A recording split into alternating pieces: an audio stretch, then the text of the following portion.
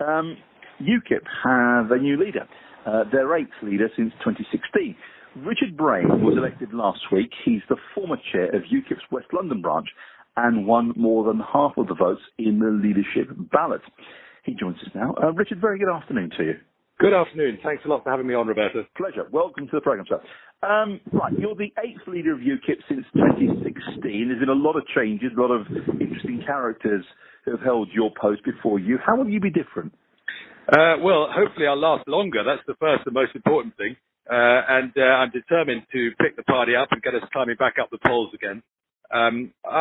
One difference I would say is this, that I suspect that some of the previous incumbents were not entirely determined to do that. Were not entirely determined to help the party. I know that Nigel Farage supported Henry Bolton's leadership, and Henry Bolton's leadership was a total and utter disaster. So don't expect me to be trying to fly the party into the ground in that sort of way. I want the party to succeed. I've been a long-term supporter of the party, and I want it to win. Okay. Richard, there are lots of questions have been floating around. I saw some comments earlier this week by George Osborne, former Chancellor, about your name. That kind of detracts from the serious business of politics that we should be engaging in. Going back to your leadership, how will it be different? Because people will start looking back at your past, the comments you've made, the things you've said, and there might be one or two things there that might not be favourable to you. Well, I'm not too worried about that. I generally behave myself. I don't say nasty things. I generally don't have nasty feelings about people or anything, so I'm not very worried about that. In terms of what George Osborne said, notice that George Osborne changed his name apparently from Gideon, so he didn't have the guts to live with the name that he was given by his parents. He obviously thought being called George would be more advantageous. And so that's what he did. So it's quite ironic for him to be having a crack at my name. But listen, I've been called Dick Braine, all my life, and it's water for ducks back to me. So I can handle it, and a lot worse. It's like A Boy Named Sue by Johnny Cash. Having a name that people want to laugh at. One, it makes you tough, and two, it gives other people pleasure. And I actually enjoy it when people have a laugh at it, because why not? I've got to live with it, so I might as well enjoy it. One newspaper, the New European, is suggesting, I saw this after, that you want to change your name. Is that true? No.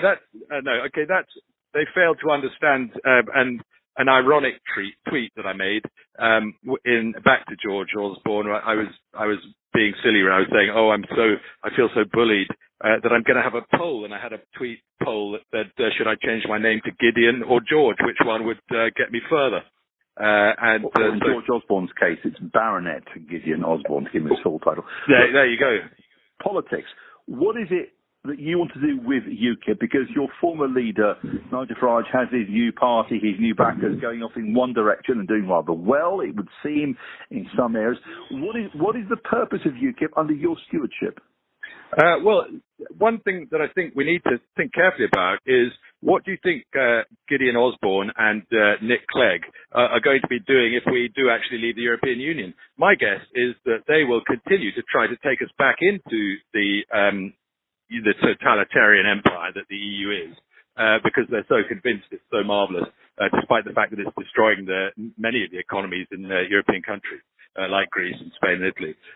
So I think that they will probably continue to campaign to take us back in, and we need to have a party that represents British independence, fighting to maintain British independence, to keep whatever independence we manage to gain. But isn't that what Nigel Farage's Brexit party is doing? Well, I think once Brexit is delivered, I'm not sure what will happen to the Brexit party. I think its name will become more or less obsolete, because its name seems to suggest that it's campaigning for something that's already happened.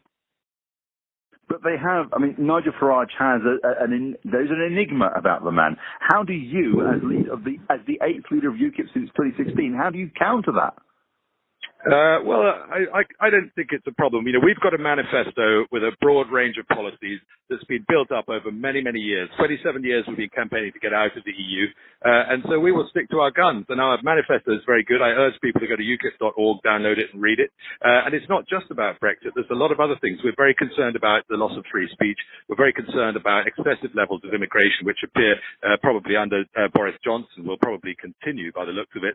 And this is putting huge pressure on wages, jobs, housing, hospital beds, schools, transport, everything. So we've got too much immigration, and this country is suffering from overcrowding. Boris Johnson clearly has no intention whatsoever of fixing that. And he seems to think that the levels of immigration that we have are sustainable. I think he's wrong. And our manifesto very clearly states that that's wrong. And we want to put in place a proper immigration policy that will make sure that fewer people come here and that the people that do come are not a burden on the other people in this country. But can't we trust the new Home Secretary, Priti Patel, who's quite hard line, to deal with that?